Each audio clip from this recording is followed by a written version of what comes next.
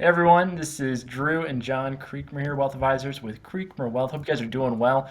And John, it sounds like you guys have some fun weather there in the I'll Midwest tell you going what, you on can right probably now, huh? tell that I am not in the office. I'm actually at home. So, Stacy and I, we live out in the country, and whenever you get 10 to 12 inches of snow out in the country, then you got close to a half a mile driveway heading back to your house. That's usually gravel road.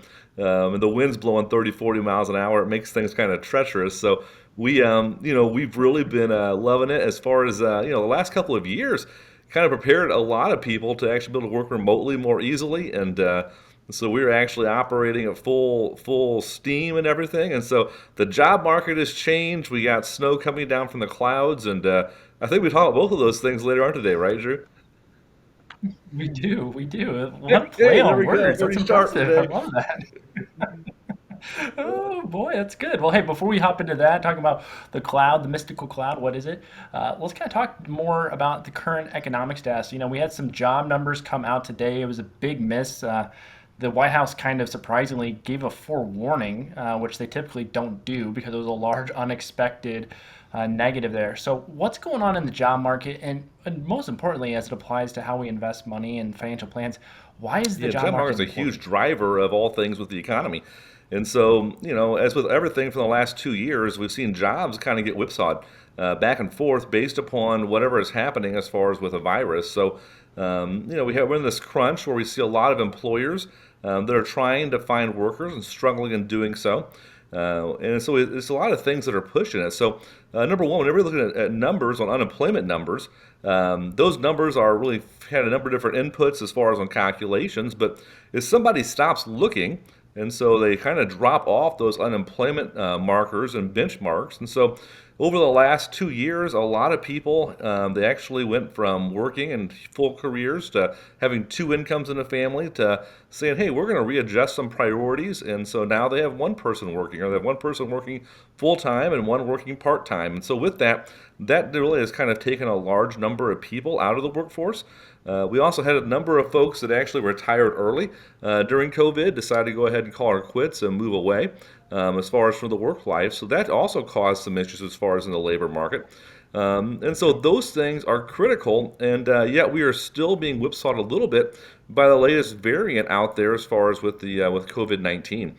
And so that right there is what caused a lot of the numbers in January to kind of pull back a bit in a surprising fashion. And but jobs actually drive the economy. So as we see employment numbers going up, and we have the percentage of people who are work age eligible, so basically 18 to 65, as that percentage of the workforce is going up and more people are working in that in those age demographics, then that means there's more income and there's a higher demand for workers. And so typically then what happens, higher demand for workers, see wages starting to go up.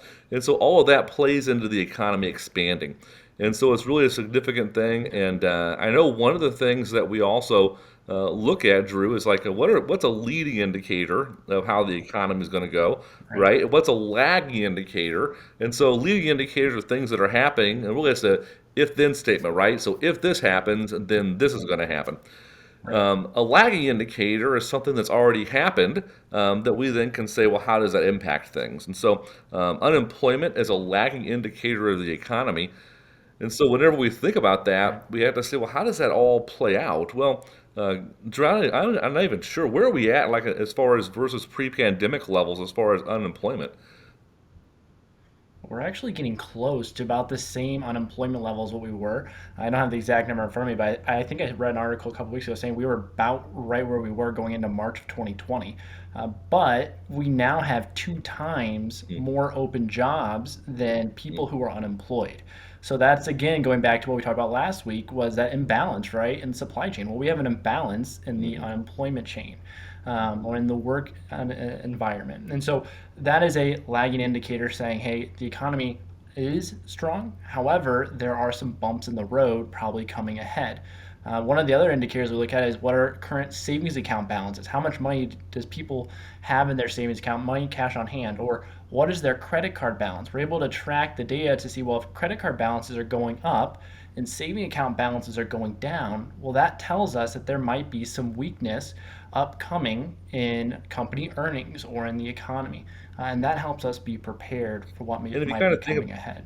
And so when we look at investment account, John, how do we use those leading and Yeah. lagging And indicators? that plays into a lot of things that we do. And so, just from a general standpoint, you mentioned savings account balance is going down and credit card balance is going up. And so, we're able to track that data and see how does that play out in the real world, in the practical world. So, one of the economists that we track, he actually tracks the amount of savings that people have based upon the industry groupings of where they work. And so, whenever we kind of looked at, we had the big rush. You guys remember back in October, November, December, and every fast food place was looking to hire. The average fast food worker at the end of October had about 4 weeks remaining of expenses left in their savings account. Well, now all of a sudden, the fast food workers have gone back to work. The average worker at a restaurant that receives tips had about 8 weeks of savings remaining. And so now we're seeing once we get into January, they're actually running through savings. Credit card balance is going up, so heading back to work. Those in the hospitality industry, which that would be inside the hotel industry, if you will, they had about 12 to 14 weeks in their savings. And so we're starting to see those workers head back to work. So it plays into how the economy is going to grow or not grow. But those things then give us indicators of what's happening in the macro. And so within the economy, there's certain industry groupings that do better whenever the economy is expanding. There's other industry groupings that do better when the economy is kind of starting to slow down. And then there are certain macro themes or certain sectors that actually do well regardless of what the economy does. So those are megatrends. And so whenever we look at that, Drew, when you kind of think about that, in periods of volatility, certain stocks do better. I know Drew, you've done a lot of research on this. If we're going to identify a number of themes, stocks, or areas, what would you say does better as far as in a period like we're in right now? Well, one that we're in right now, so rising interest rates, high inflation, historically high inflation.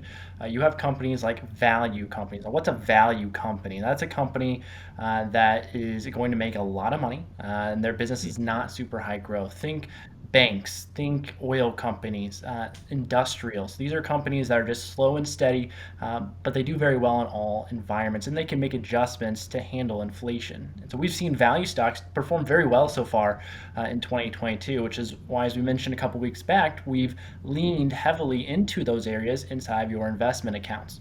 Now, outside of value stocks, though, there are some trends that tend to do well. And a trend is something that's going to take multiple years to develop, and it provides potential for outsized growth. So when we talk about core and satellite and how we manage our client accounts for you, the satellite is where we're trying to identify these trends, because trends hold up no matter what is going on in the economy and whatever is going on in the stock market. And so one of those trends is the cloud. And John, you've talked about this for years. People have always said, well, what is the cloud? We have a great simple description to put up here on the screen to kind of say where the cloud originated from and why it's important. And so, John, from your standpoint, you've actually had some experience with the cloud within our own business. And so what do you like about the cloud, and why is it such an Yeah, so when impactful we think trend? about it, so you mentioned that graphic, Drew. So everyone should have an idea now as far as what the cloud is, and really, it's really a metaphor. It's for the internet. It was born from diagrams depicting the internet kind of up into the clouds. And so when you think about it, in the past, this is a trend that we've actually been invested in for many years in a number of different Yeah. ways, either through packaged products and mutual funds, ETFs, and actually owning some of the individual names. And we'll talk more on that in a little bit. But that's a trend line, a mega trend that we have been in. Now, there's times when the mega trend underperforms the value stocks. And we have to know that. We saw that really the last 4 or 5 months of last year, and then even into a little earlier part in this year, the first half of the month of January. But the mega trends are ones that are going to be impactful for society for a decade or 2 decades or 4 decades. And so those are what we call mega trends. So with the cloud, it's back in the day. My dad actually, early on in technology in the late 1960s, he used to work for Blue Cross Blue Shield of Georgia in the late 60s, and then he went over to Caterpillar and worked with Caterpillar, and as far as in their technology area, and he wrote a lot of their proprietary software systems. And back then, they had these huge rooms that had these unbelievable large servers that were large supercomputers, and there may have been a whole room that would have these machines that were I'm going to say 8 foot tall, and they were probably 4 foot wide and maybe 6 feet long. And they would have 50, 100 of these in one room. And so this everyone is storing all their data in there. Well, what the cloud is, and so you had to have access, and if you were working remotely, you didn't have quality access in, originally no access at all. And so it made it difficult to work remote as far as when you're traveling, made it difficult as far as for the equipment that you were buying. It was very equipment heavy. And so with that, the cloud is actually, it's a metaphor. It's where we actually store all of our data, and it's into these large super centers that are run by some of the biggest names in the world that we all know, that you're very familiar with.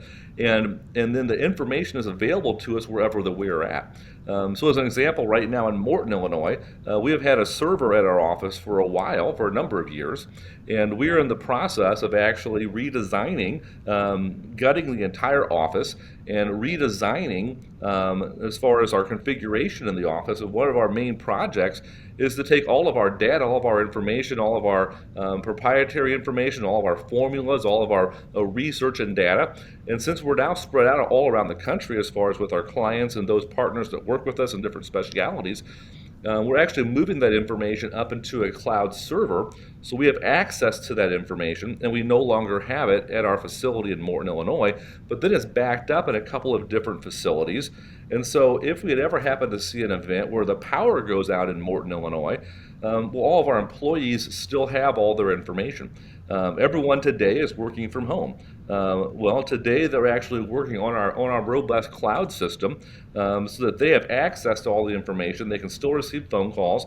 They can still access client files. They're able to transact business for all of you, and we're able to do that because all of our information, our computing power, is actually done through one of the major cloud companies. Yeah, yeah, and then, it's so impactful for people working all over the country in different businesses, or just for consumers to be able to still do the things they need to do when they need to do it, no matter where they are.